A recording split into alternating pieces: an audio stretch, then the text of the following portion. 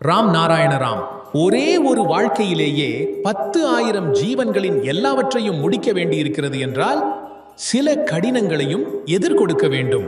துன்பங்களை அனுபவிக்கும் போதும் அதன் பெரும்பங்கு தாகூரின் மேல் வழியாகவே செல்கிறது. மேலும் ஒரு பெரிய பங்கு குருவின் மேல் செல்கிறது. நீங்கள் பல வகையான கஷ்டங்களை எதிர்கொள்ள வேண்டி வரும். வேறு எதுவும் இல்லை. ஆனால் துன்பத்தின் நேரத்தில் உங்கள் மனமும் புத்தியும் சரியாக இருக்கட்டும். மனிதனின் மனம் சந்தேகத்துக்குரியது, குழப்பமடைந்தது, இரட்டை எண்ணங்களில் நிறைந்தது. அதனால் புயல் நிச்சயமாக வரும். என்ன நடக்கிறதென பார்த்தாலும் நீங்கள் பெற்றுள்ள மந்திரம் மூலம் நீங்கள் கண்டிப்பாக முக்தியை பெறுவீர்கள்.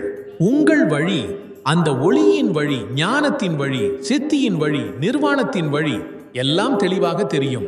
நான் இங்கே எதுவும் செய்ய விரும்பவில்லை. ஆனால் நீங்கள் விரும்புகிறதற்காக அதிகமாக செய்கிறேன். ஏன் செய்கிறேன்?